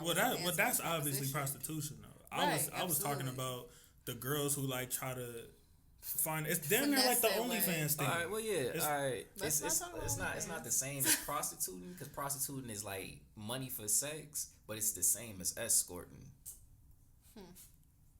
Because it's like money for just me being around you. And maybe sex. But that's the same as paying at strip clubs, and that's the same as... that's putting a price on you. If you say you need to make this much in order for you to even be able to mess with me to get to that point, like, you're literally selling yourself. Yeah. Literally selling yourself. Cold thing, the truth be told, I'm not even mad at women for doing that. Like, it's just like, it just is what it is. Yeah, if the niggas is dumb enough to do this shit, but I'm... On the flip side of it, it's like, don't be mad if niggas don't value you outside of what you're selling. Because it's like, you need to make this much to get with me. It's like, don't get mad if somebody call you a prostitute when you're literally selling yourself for a price. I feel like there ain't no damn difference. So what's the difference between wanting somebody to make a certain amount in a relationship or as a prospective partner and having certain standards? So your standards could be, I want you to at least have stability. Like, you need to at least have... But that's just some people. What if some people's standards is, I need you to make at least 6 figures? That's prostitution. That's part of my standards. That's on the line of prostitution. If you put a price tag on what this nigga needs to be making, or maybe because you want him to make it for you, not himself. But even if it's not for her, what if it's just in general? I mean, some people, not myself, that's not possible. I've seen females who are just like, you know, either they're self-sufficient, which is few and far between, let's be honest, like self-sufficient to where they can get whatever they're looking for in a man on their own. Few and far between, not as you know. But why does that matter? Because it's a social construct for men to be providers in America or in general. But you can be a provider, but if you are stable enough to be a provider, that don't matter. The variables is modern times, rap, or social media, social cultures. that feed into this narrative of, oh, you have to have a Birkin if your man cares about you. You have to have this if somebody cares about you. But don't forget, those are just the standards changing with the times. Not saying it's good or bad, but their standards changing. So this is how I look at it, because like, you got, as a man, you have to make some, to get like a woman, you have to make some money. So it's like, it can't be absolutely zero. Like, you can't make absolutely obviously zero. That's why I said stability. Right, stability. So once you get past a certain threshold of, like, I don't know, let's say you're making 50, 60,000, wherever you live, I don't know, but let's say you make enough to hold down a stable place to live. You got a car, you got food, you got clothes. You guys can go out, within reason. Go out with your friends and go on vacation. Let's say once, twice a year. Got some money saved up in the regular bank. average life. Right. Emergencies ain't gonna bankrupt y'all or whatever. Just regular, not even regular. Just regular. But is that normal? That's not goals. Goals is extravagant. Right. Goals is a Bentley truck. Now for some women.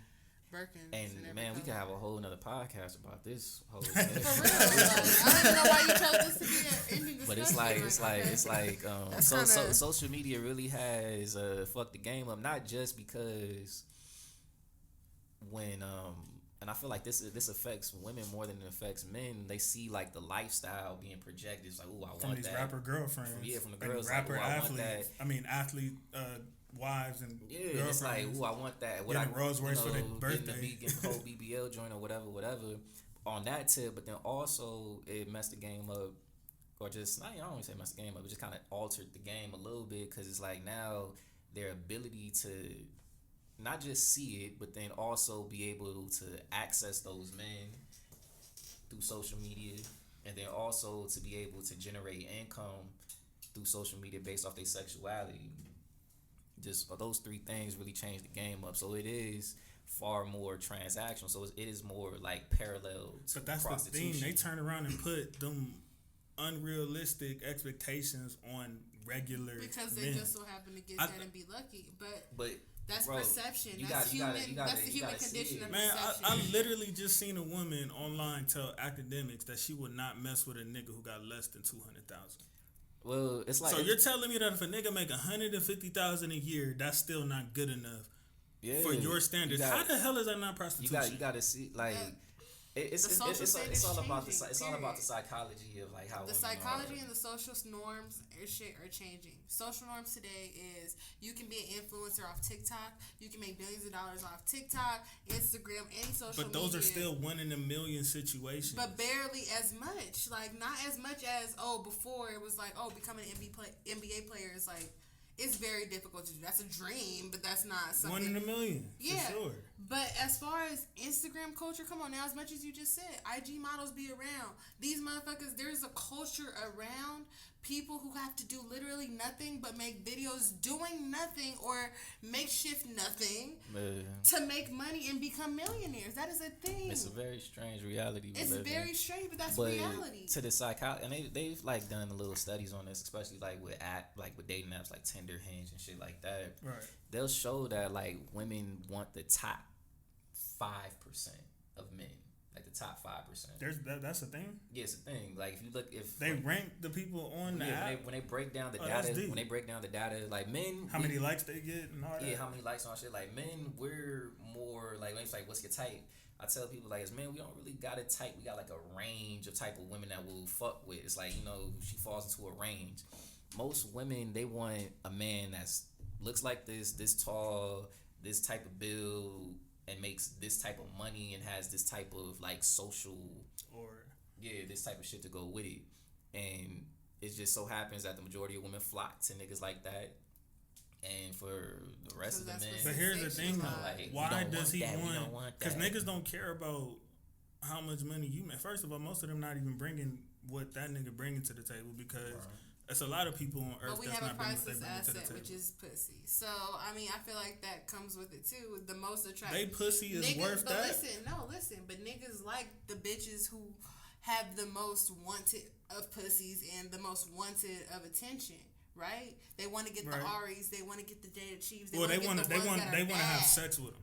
But outside of that, they want to make it to where everybody else, they want to make sure their partner is somebody everybody else wants to have sex with. That's based on, but they base that on looks. They go on looks with that. But you think it's not just looks? Like, no. a lot of it is looks. I think they care about looks and they care about optics. 10% of companionship. That's what I think they care about. Sure, but a lot of it is optics, and a lot of it is the baddest nigga or the most flexing of niggas is gonna want the baddest trophy, bitch, right? Regardless, and that's always been that, right? The trophy wife. So that hasn't changed. It's just modernized in different ways. So what about all these women that don't look like that? I'm sorry to hit y'all with the average at best, but the women that don't look like that, and they be wanting the money bag yos or the LeBron James, like that's what they. That comes with realistic thinking. First of all, I mean that's one. I would never be somebody that's like, oh yeah, let me try to replace Ari with Moneybag Yo. Absolutely not. The fuck? I'm not. I don't have a BBL. There's certain things that are normalized and that's part the of thing. the standard. These niggas will have sex with regular women. And that's fine. Like they'll do that. But they're not going to be but that be the, them. but, That's not longevity. But you don't understand that be the goal of a lot of these IG models. Like they're cool with that because it's like, I know at least with that little interaction, I'm gonna get some money out of that spit or some clout out of that spit because I'm exposed this nigga from whatever come from it. Absolutely, but you gotta like it's because it's such a big thing. Like it goes back to like the dismantling of our families. But the way that I've been looking at it is like just think about what it's like to be a woman. You feel me? Like you start off as a child. And you're sexualized from the moment you're a child. Yeah, once you like early into life, while you're still a child, you realize that the men around you treat you differently and they act weird towards you because of your pussy and they want your pussy. You feel me? Just to kind of put it bluntly. And some women realize that more so than others. It's like, yo, I can get shit out of these niggas just based off of the idea of having just pussy. Not even based off of the pussy, based off the potential of getting my pussy. Right. The idea of having a pussy. Based off the idea of getting my pussy, I can get this nigga to fucking give me money, drive far, give me shit. This nigga will fucking sneak behind his best friend back. You feel me? All type of weird shit. And so now we got social media and like all these different fantasies and ideas is popping into these girls' minds like, oh, I could do this. This is attainable. I could do all I gotta do. Okay, well, all right. Yeah, this is the price now. This is the price for the pussy. You gotta have this because I see that and that's what I want. So, right, so you gotta have that. With that being said, I agree with everything you just said. That being said, both of y'all, I agree with everything you said. I agree with everything you said. Now, selling yourself in that manner, that's fine. Yeah. But prostitution, shamed. It's the same spit, is what I'm saying. No, it for sure is. Are you disagreeing with that? It sets a weird precedent because it's like. I like that word is just weird in general. Because like prostitution? On the flip in the side, sense of that word, regardless of what the modern meaning, regardless of what the meaning changes to be, that word has a certain narrative and a certain association with it. Period. A certain connotation, a certain association. Prostitution is exactly what it's always been known for, right? Paying for pussy and stuff. As we become more modern, there's escort services, there's stripping, there's sex work in any capacity. Yeah, sugar babies and all type of shit. But think about it. Like, in a lot of circles, it's all bracketed as prostitution from olden days, right? That comes up. That does come up to where they have that constant, I don't know, association, I guess. For me personally, I won't say because I told you I don't think the escort. I don't think the escorting is the same thing. I'm just saying y'all do the process. We got it. Got it. You do. I'm just saying the process of selling yourself and to be more blunt, selling your pussy, even if it's not directly, it's still the same spit to me. Is all I'm saying. But that would. I mean, I didn't want to talk about this, but ultimately, like, so what? OnlyFans is prostitution to you. Because you're not necessarily having sex on OnlyFans. So for you, it's selling pussy for use, not selling the access to looking at pussy, enjoying the idea of getting that pussy. It's of use of that pussy. That's a difference, a slight difference. Don't forget, dancer. I get paid to get looked at and it fulfills fantasy But just by getting but looked at. I will not say this touched. though, most of them OnlyFans girls are the same girls I'm talking about that sell themselves to these people. And unfortunately, I will say that. And unfortunately, I'm saying unfortunately because not everybody's as lucky. Unfortunately, a lot of those OnlyFans girls are able to have the luxury of being able to just take pictures of their feet or take pictures in lingerie. Celebrities or otherwise are able to just sell themselves in that way where it's exclusive content. But it usually transitions to their actual life though. But it doesn't have to. That's the thing. But a lot of the time, at least from my experience, I'm not gonna speak for every OnlyFans girl. And I feel you. But from my experience, most of those girls do have a price on themselves. Sure. Because it's like if I'm doing this work and getting this much money for this, I really don't care about like you are, what type of nigga you are, or what. I care about what you bringing to the table for this. And I have a different perspective. That's like the first conversation that those women want to have before anything else. What are you making? What are you bringing to the table? And coming out like that is selling yourself. Because what do you care what he has for? Again, I'm not talking about basic stability. You could be making $80,000 a year. That's good money wherever you at, unless you're in Cali or New York. But that's pretty much good money anywhere. And it's decent even in Cali and New York. But why do you care what this nigga is making if you're not selling yourself? Because that money's supposed to be spent on you, right? You don't want him to make that because you want him to have this certain life for just himself. Yeah, for himself. I mean, but that's the same way. So is a person selling themselves if they look at a potential partner to be financially stable in whatever way they feel is financially stable for a kid and otherwise? Now I do have a question because I think once it passes a certain threshold, it's not about financially stable. It's like you really trying to like live right. luxurious. Exactly. Like, you're trying to live. But that's not what you're saying. An illusion. That's how I feel. Who, me? That wasn't what you was quite saying. That was what I was saying. On the flip side, like, cause what confuses me and what confuses I feel like a lot of men are confused by is like if it's transactional and it's like I gotta pay for the pussy and then that's the price of it. All right, cool. But at the same time, don't be like you gotta treat me like a queen and respect me and care about me and cater to me emotionally and. I feel like that's a whole nother conversation. I think about it. Even if you were straightforward talking about, so it is transactional. Let me be straight up about it. I can tell you firsthand, that doesn't matter because niggas are still caught up on I don't want to pay for this thing. Of course. I don't want to do this, but yet you'll spend over $60 when apparently, which I came to find out through working, not a personal preference by any means, but from clients that I've had, apparently bitches be out here selling their pussy for like $60. Like, yeah, I thought the magic number was 40. Yeah, right. And to me, all of that is less too than low that. because I'll smoke you out. I mean, I'll tell y'all off the mic, but there's stuff to where that is absurd to me. And like I said, I'll give y'all reasons later. But that is very. You saying if you was to do something like that, it better be like. Oh no! Much higher. If I was to charge for anything, motherfuckers couldn't afford me. Period. And that's what it comes that's down how to. it should be. And that's you not putting a price on it. So that's what I'm saying. Yeah, but I've had niggas come to me like, "Oh, well, you fucked with me for free, and I'm trying to offer you money and $50 per head and shit." I'm not. What?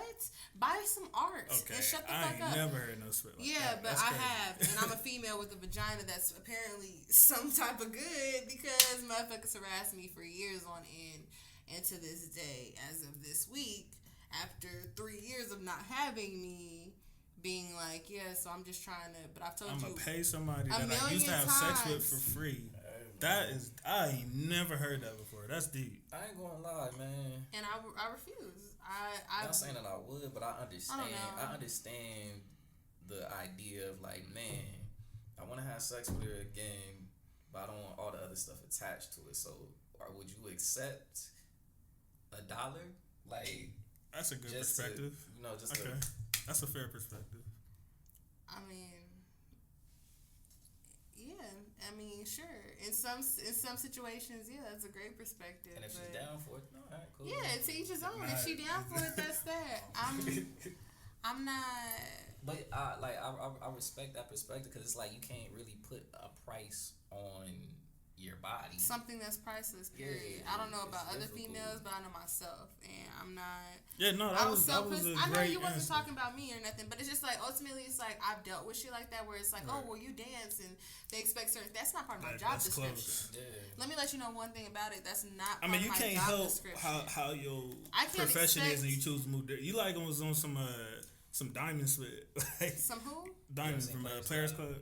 Don't tell me you ain't seen. I haven't seen it yet. Hey, I'm about to walk off It's the on set my again. list. It's one of the movies I desperately want to see because Yeah, I we gonna know. have a movie night with you, I've bro. been talking That's about for all the- this. for all the I've been classics. talking about all this. Matter of But fact, yeah, we no, finna it's make on a my list, bro. What, Baby Boy for sure. You haven't seen Baby Boy? Baby, No, I still haven't ain't seen Baby seen Boy. it. Yeah, cause I want you to see that scene we was talking about though with I Peanut. haven't. Yeah, Or not I Peanut. haven't What was her seen. name? I haven't seen a lot of them. I'm not trying to expose myself, her but name? like, You know what I'm talking Yeah, I about know though. what They you're just talking about. you seen that A lot of appreciation. Yeah. Hey, that was funny. After we talked about that was funny. But yeah, Baby Boy and Players there's a Club's lot on of your them. list. There's a lot of them. You guys will be mad. But if those I two for list sure others. is Yeah. like, man, please don't say that in a room full of niggas like Yeah. like at a family But I've function. had, or but I've nothing. had women like. That's I don't I've give a had damn women what that I I had say. like just started First of talking all. to, especially like online or whatever. Like we exchanging and they be like, oh, I don't know, like the most recent one. Like I was talking to this girl online or whatever, and it looked like she did a business or something like that. And I was like, oh, was there any way that I could like support the business? She was like, no, but you could send me money through Cash App. And I was like, I just stopped talking to her. So I stopped That's responding. stupid. Because why wouldn't you just say support the business Yeah. by paying? By saying you're right, it's the Yeah. wording. That's stupid. It's the wording. It's the approach. I just And stopped this responding. disclaimer, I am. And on that point, girls be having their Cash App information in their bio, like. Hey, I feel like you might as well go like this with a cut. It if sucks. you do I that, mean, you might I've as well never just been do that that. type of girl to have it like that, so I guess that's why I can't relate. Just like, like Cash App, you're like, she I've don't need never to do been the nothing. type of girl that's like, oh But yeah. disclaimer, we just having a discussion, a topic. I do take women out on dates. I do all that good Yeah, stuff. of course, I don't trick, but you know, I you do have to spend some type of money and have some type of stability. I understand that. I'm not with entitlement. Absolutely. That's where it's like, okay, like this, And I've spoken we're on not that gonna before, work. being That works for entitled. you. It don't work for me. We can go about our ways, no hard feelings. Yeah, Call that's it a what graceful is bow at the wow. end of the day. Like I don't And even that's trip. that. I was like, oh, that's what you want. Cool. Right, exactly. But yeah, I was heated and a great, I don't. great way to end it. Yeah, it's, Um, we'll revisit all this another time. I'm sure. So Yeah, I feel like, you know, for that to be, you know, our episode 10, like that really shows the epitome of our chemistry at this point. So, you know, yeah, the girl perspective's not understood. That's right. Yeah, I'm glad to have I'm Yana not back. the usual Look, girl perspective, so that's not understood. you don't know how many Which topics from sucks, last like, week. I don't know if you checked out that I episode, haven't because I'm but still a little salty, but it's whatever. it was, I promise you, it was like a few topics on there where we was like, man, where the hell is Yana at? Like, because it was for sure some stuff that I know you would have had some shit to say. So we Yeah, glad to that have was you fun, back, for sure. talking your spit For once sure. again. And we're going to keep it going. Again, make sure y'all like, comment, subscribe, Absolutely. share, all that good stuff, man. Let's keep Send it us going. topics. Send some girl-friendly topics. Y'all want a perspective yeah. from Right, a woman no, on for something? sure, Like, for for sure, real, all hit that. us up, hit All me grind up, hit media all of us up. 21, all grind media 21 at 'Cause gmail.com. I'm Send trying to send help all y'all of out with that. something. You know what or I'm at saying? least Y'all know something holding it different. down for y'all. You know, I'm we trying. feel like we be double teaming sometimes, but you know, And I she can only hanging in speak there. on myself unless y'all let us know something. Unless y'all let me know what y'all want to talk about. I can only speak for myself, and I'm different. I'm not like everybody else. So talk to me if you got something you want to speak on or see a different perspective on, and we can have a discussion about it. So period. All that. Hit any of us up on IG, man. If there's anything, any words y'all got for us, anything y'all want to, like she said, you want us to talk about, let us know. You know what I'm saying? We rising. We got me and Huso working on a giveaway that we gonna have for episode 10 in celebration of it. So y'all be on the lookout for that. I think that's pretty much it, man. Glad to have y'all back. Real quick, shout out to Southern Roots Barbecue. My sister is doing Yes, plates. sir. And out of Santa Clarita Valley, they deliver to Palmdale, to San Fernando Valley. Hit them up at Southern Roots Barbecue. best soul food you can get in the AV. Talk that shit. Firsthand. That's what's up. We don't got enough of that. No No, for seasonings real, though. missed. In this area. Foot stuck in the food, all of it. Like fire. That's right. You never can miss, from desserts to entrees to sides. Like, come get it. So Y'all put remember your the orders in. y'all remember the 3 magic words: support Black businesses. Period. That's it. And that's one to support for sure. Keep a lookout on them. All right, man. That's gonna wrap it up. We're gonna see y'all later. Peace. All right. Peace.